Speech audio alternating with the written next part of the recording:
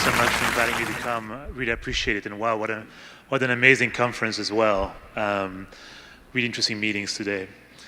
So my name is Jean-Francois Van Kerckhove, a long name. I'm from Belgium, but I'm based in San Jose in California, where I'm heading corporate strategy for eBay Inc., so the parent company of eBay and PayPal and GSI Commerce now as well. And so my team is looking mainly at new growth for eBay. What should eBay do to keep on growing and serve our customers better moving forward? And so with that in mind, I was asked to share some thoughts about what trends are we seeing in the marketplace and how over time those same trends may affect Brazil. So what I thought I could briefly do is maybe start by give a quick intro about eBay, very brief. We're 15 years old, just to level set what my vantage point is. And then spend more time on the trends themselves. What do we see as the main trends? Not just trends which affect, from our point of view, e-commerce, but also commerce more broadly. And then play this back on eBay and say, okay, given those trends, how do we plan to change moving forward? And then share some perspectives on Brazil tied back to those same trends as well. So, given that an image can be worth 1,000 words, instead of me introducing eBay, I have a small video clip for about 2 minutes just to kind of share how we have changed over the last 15 years and who we are today.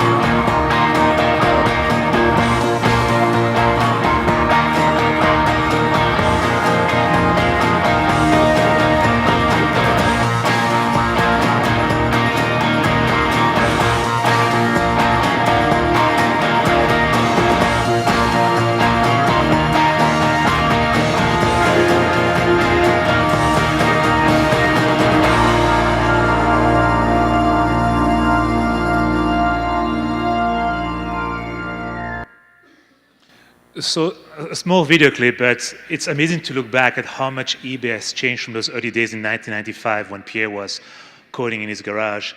At the same time, some things have really remained true to who we are. One is the values that we have. It's truly about doing good and helping people really build businesses and connect. And that's the key piece. It's really connecting buyers and sellers. We are not a retailer. We don't compete with sellers.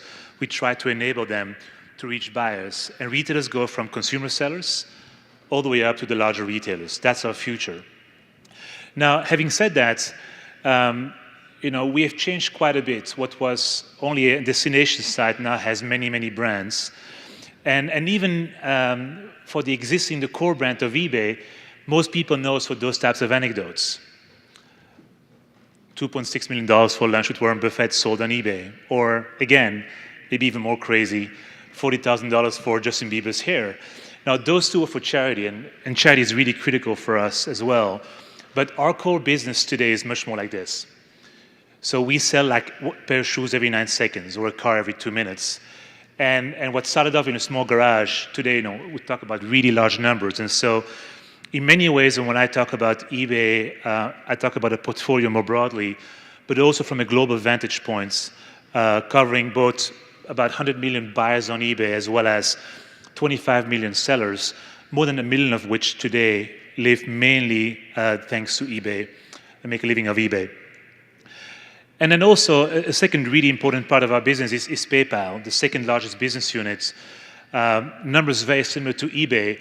It's what is really an easy way for us to really enable transactions online, to pay in an easy and safe way for buyers without having to exchange any financial information with the merchants that they may not trust yet and may be far away in another country.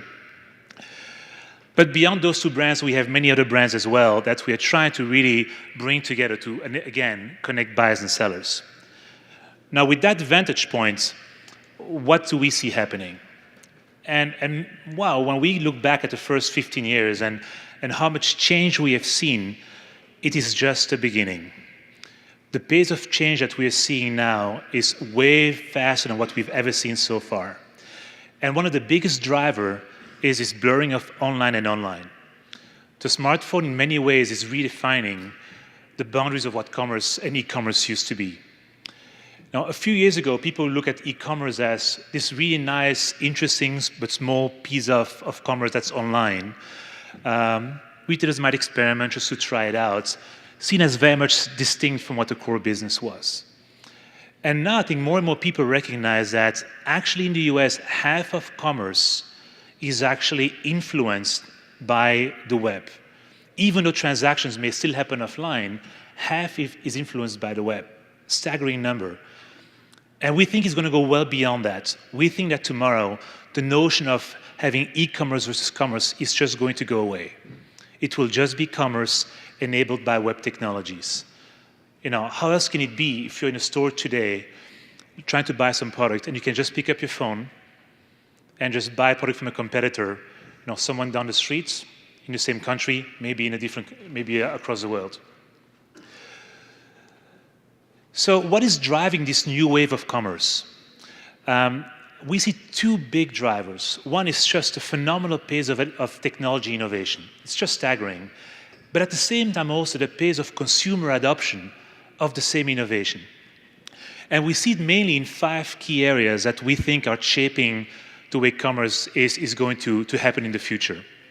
And those are the 5. So what I propose I do is briefly click through each of those 5, call out what they mean to us, and also what we are trying to do about those. So first mobile. My Portuguese is not very good, and so I wasn't able to follow the different conversations today, but one word that kept on coming back was mobile. So at least I know that I have this one right. We'll have 50 billion connected devices in 2020, according to Ericsson. And those devices, especially with the smartphone, I think are going to change the way we engage with commerce. First, it's a paradigm shift. It's not just one more screen. They're always on me. Extremely personal, always on. I'm always connected. Smart, amazing innovation platforms. Very powerful, sensor-rich, and my goodness, much more exciting than the old phone that we used to know. And also, it's a global phenomenon. Now, 1 out of 3 phones in the US is a smartphone now, but with smartphones coming up at price points below $70 over the next few months, it's going to be a dramatic global phenomenon. But what has changed over the last few years is that smartphones has led to smart retail. Right now, based on Comscore's latest data in August, retail is the fastest content category in terms of growth on smartphones. And of course, people use it for pretty well-known facts, to compare prices, but also more and more to actually make purchases. And that's what becomes, for us, really interesting. Now, from an eBay point of view, the first thing for us to do was to really embrace mobile and take our existing destinations and brands and enable them on the mobile phone, smartphone and iPads. But we've done much more. They have truly become innovation platforms, and we try to actually go much further. And I would argue now that the experience on those platforms by far exceeds what we have on our main sites. What was also very interesting to see is that better ease of use and better pictures and a better interface in many ways hasn't only led to more engagement or more conversion, it has also changed the demand and supply curves of products. People are now willing to pay very different prices on different devices for the same item. You know, the bigger the device, the better the screen, the more they're willing to pay. All the way up to this recent car, which was bought on eBay Mobile a few months ago. This is not our average selling price on the site, just to clarify.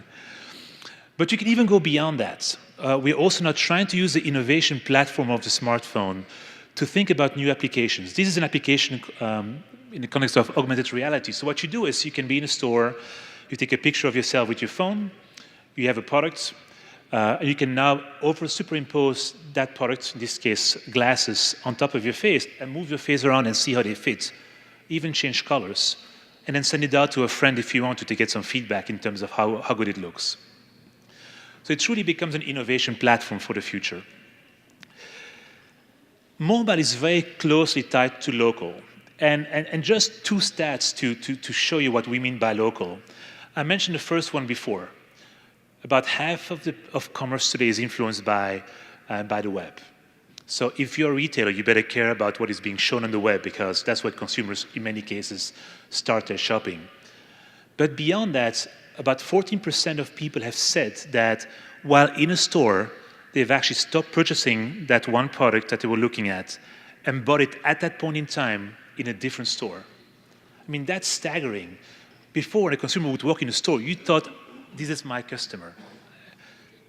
It is not until that person has converted. And so for stores, retailers, how will my store experience have to change to maintain that ongoing connection with the customer? So those two facts lead to what we call two local dimensions. One is, how do I bring traffic to my store or expose my offline inventory to people who are shopping online? That's the first one. And these are some examples of what we do with eBay. We bought some companies over the last few years. One is Milo. And with Milo, we are able to tap into the order management systems of retailers and expose those products on our eBay sites. So if you don't want to buy online, you can still buy somewhere near you, and we show you where you can actually find it with real-time inventory information. We also have Red Laser, a barcode scanning. You scan a product in, and we tell you where you can buy it. Or with Where, you can walk down the street, and we'll tell you, by the way, some great deals, the store 2 blocks away from you. But there's also a separate dimension, which is the store reinvention itself. What does it mean to have a store when consumers can also go to a virtual store? How do you start adding value again with a store? And what we see is an emergence of new store formats, from kiosks to even virtual kiosks to different sizes, much more focused on service, on better service and less warehousing from a customer point of view. And we also see new tools very much changing the interaction in store in terms of how you use your phone, barcode scanning, coupons, loyalty, and so forth. And of course, whatever happens in store needs to tie back with whatever happens offline as well and online. So the notion of multi-channel commerce, I'm sure you've heard about this a lot today, is really critical. The third one is social. I don't want to spend too much time on the social numbers. It's big. You know, 1 out of 7 people is on a social site, so you're not alone. And people spend quite a bit of time there. And just to quote a fact that was shared this morning as well, already more and more of commerce on retail sites is being influenced directly by social sites. Having said that, we are still wondering exactly what the shape of social commerce is going to be about. Because today, when you look at social commerce, social sites are very good at upfront in the funnel, building brand awareness, at triggering maybe impulsive behaviors in terms of buying. But at the same time, you know, they don't drive that much sales yet. The experience is still way less than what you have on a retail site. And also, consumers have different privacy expectations when they shop than when they are on a social site. Plus, also very importantly, people don't go to Facebook to shop necessarily. They may in the future, they don't do yet now for most of them. So we believe in a future where retail sites will have to embrace social graph and social capabilities for some set of activities on their own site, for which they will still be critical. But at the same time, for others will have to take some of their functionality and put those on social network sites. And we are now trying to, I think many companies are trying to discover what the right balance exactly is. And I think it's still too early to say how it will all play out.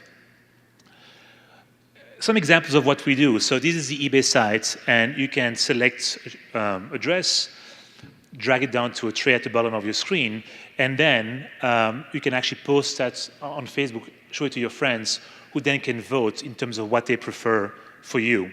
So based on the vote, you may feel much more comfortable about buying item 1 versus item B. Another example is social in the context of crowdsourcing. We worked with Derek Lamb, a designer, to actually have him expose on eBay his future potential collection. And then by having consumers on eBay vote and engage their friend in voting, he was able to narrow down which products he should really go after and what his final collection should be. So from demand generation, we're moving now through demand identification on our side as well. Digital, it's big again. It's a big trend. The numbers are staggering. For me, one that I always like to quote is, on Farmville today, about 50,000 virtual tractors are being sold daily. It's about more than 1 million tractors a year, so a pretty big market overall. But again, digital goods is both virtual games, it's virtual currencies, it's digital media. It's a very broad spectrum. For us, what's so critical is two pieces. One is the payments itself, and I'll get back to this in a second, to enable this, but also the change in terms of consumer expectations that the digital trend is implying. When people buy something online that's digital, they want to have it right now. This notion of immediacy is very high. They expect it to work on all their devices, on the TV, iPhone, iPads, Chrome devices, you name it. It should really be above those devices. And more, the notion of ownership is moving away to service and to access. It very much changes, we think, the psyche of consumers, and that carries over to what happens in even the physical goods retail categories.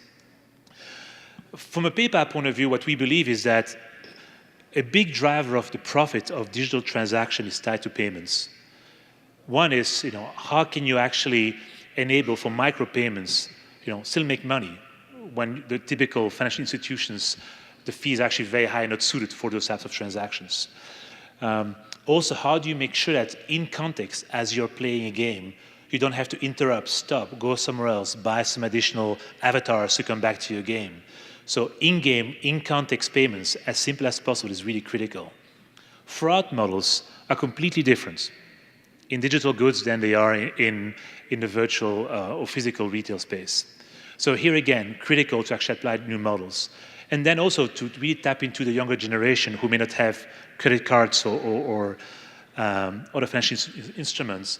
Being able to tie it back to a carrier bill, for example, can be easy as well. And so PayPal with Zong is trying to drive a lot of innovation in those different segments and with very significant results. These are some of the customers that we're working with today as one example. And then global. I'm in Brazil, so it's an easy one to sell. But when we look at global, we look again at two different drivers. One is, yes, developed markets today are by far the largest markets in terms of e-commerce. But if you look at the growth of e-commerce over the next 5 years, the bulk will actually come from the BRIC countries, Brazil, Russia, India, and China, as well as the other developing markets, mostly because of the sheer size of new consumers and the consumption power in those markets. Now, in China right now, the second largest economy in the world, the spend per capita is actually at the US level of 1951, and yet it's already the second largest market in the world. And so for Brazil, obviously, you're smack in the middle of this. So critical, I think, for many companies to have a presence in those big markets if you want to tap the future demands in terms of commerce and retail. The second big piece, which is really one of our core businesses, is what we call cross-border trades. Cross-border trade is trade between a buyer and a seller who are in different countries. Today for eBay, this accounts to about 20% of our business on eBay and about 25% of the PayPal volume. So it is really critical. And in many, many markets, what we're seeing is that better fulfillment solutions, better border payment solutions like PayPal, and sometimes also changes to the overall taxation regulation systems are really increasing the pie significantly, and that's why it becomes very visible. So I talked about those 5 trends, but so what? You know, what is the implication for eBay? And let me then come back to Brazil in a second. Retailers, given those trends, are going to face significant challenges.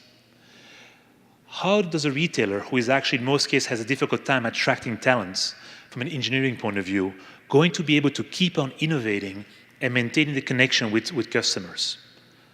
You know, how do you maintain relevance in such a world? How do you keep on innovating, not only across channels, but across devices, when the pace of innovation is going up and up and up, and you still have a business to run? How do you face new competitors who may have grown online, which have much stronger pedigree in terms of online technologies, when you are an established legacy retailer, from large to small? And so what eBay aspires to do, again in the context of enabling the connection between buyers and sellers, is to really focus on enabling not just commerce with a focus on our eBay destination sites, but really enable commerce more broadly between buyers and merchants, and helping merchants compete better in these new environments where the consumer wants to shop anywhere, anytime, anyhow, with a store in his pocket at any point in time. And so our portfolio is very much anchored around, of course, our eBay business, which I talked about before, our PayPal business. We also now bought GSI, which is provides a set of e-commerce solutions for retailers to build, the larger ones mostly, to build e-commerce multi-channel capabilities and web stores. And then we also have called out a new business unit called Commerce, which includes companies like Magento, for example. And what Commerce does is it takes the best of the assets that we have across our eBay portfolio, allows us to share those capabilities across our portfolio, but also makes those open to third-party developers and retailers. So we are trying to really much build an ecosystem using our existing large developer base of eBay and PayPal and Magento to try to very much have developers and retailers contribute more into this open ecosystem, again, to help retailers compete better moving forward. And so for all third parties in the room here who build tools that you'd like to offer to those retailers, we'd love to collaborate with you to see how we can best plug you in as well and really build a strong ecosystem jointly. And maybe in a graph, what we try at some point to enable is we don't care anymore to some extent if a retailer ultimately has a deal on the eBay site or on its own web store, on its physical store. We want to enable true multi-channel commerce and use our capabilities to attract traffic, send it to the best of those stores that will convert the best, and also fulfill in the most convenient way, turning your physical store assets as a retailer into a true competitive advantage. With then at the same time different store platforms, those of our partners, to help retailers really go online and embrace multi-channel commerce. So let me close off with Brazil and tie it first back to the trends that we discussed before. In many ways, Brazil has a very unique situation in terms of the dynamics of e-commerce. But what we're seeing is that across those 5 trends, Brazil very much has a big role to play, and we think will benefit strongly and fast from those 5 trends. One, in terms of mobile. Mobile is, one of the key ways to access internet here and in Brazil. Very deep adoption of mobile phones. So we think there's going to be an obvious one that Brazil can fundamentally lead with. Global, you're the big bean in BRICS, so from my comments before, obviously that's a key connection as well. And then social and digital for me are very closely tied. And given your use of social network sites in Brazil, which is very high, one of the highest in the world, obviously we think that you have a big role to play to innovate in this space as well at a global level, and have us look at you from the US or other markets to see what we can leverage from your innovation here and bring it back globally. My only question mark is around local. And we see obviously the fast growth of group buying sites. But to really expose offline inventory and expose that to the web and also embrace in-store web technologies, I think there's probably more of a lag there than in those other dimensions. So Having said that, I think that for sure 4 of those 5 are very much, I think, at the leading edge of what we see. And so we look at you very closely to see what can we learn from the markets and embrace. And here again, looking at all the innovators in the room, we love to work with you as well to see what you do and work jointly to bring those to market. So Brazil is going to grow. Brazil is growing really, really fast. A lot of great things, I think, working for you, starting with your overall population, the strength of the economy, rise of income, and the mobile internet use that you have in that market. But what then will define how fast and how high you will actually grow? And we see 3 main, quite unique, 3 main levers or barriers maybe in Brazil that, depending on how well those are being addressed, will determine the shape of the curve in terms of growth. One and foremost, and I keep on hearing it back in all of my meetings in Brazil, is, talent, human capital, in the longer term education is really one of the biggest roadblocks today to grow and innovate fast in the country here. And so I think it's not easy task to solve, but I think one of the key drivers that will have to be resolved for growth to see accelerate even faster. The second one, I think, is truly getting government support as well to create an environment where it becomes much more business friendly to actually engage in e-commerce and in those online enabled scenarios. In many emerging markets, we see a big push from government to really invest quite a bit and promote those online technologies in the spirit of making the pie much bigger, ultimately for all. And here again, I think that a lot can be done jointly with the public and the private sector to see what can be done to again, accelerate the pace of growth. And finally, it's infrastructure. It's not only broadband, it's also physical infrastructure for logistics and so forth, I think has a big role to play as well. Now, why do we care in some way? Well, mainly because we believe that the internet fundamentally is driving growth and job creation. And I just want to refer on this last slide to a study that McKinsey just did a few weeks or months ago, looking at the 13th largest economies. And what they showed was that, if you look at the mature economies, over the last 5 years, about 21% of the GDP growth in those markets can actually be tied back to the use of internet and internet solutions. That's one. I think in Brazil, that number is 2%. 2, if you look at the amount of the GDP that currently can directly be traced back to the internet, it's about 3.4%. I think it's close to 1.5 in Brazil. At the same time, SMBs who are embracing the internet aggressively grew on average 2 times as fast as the other ones. Also more job creation.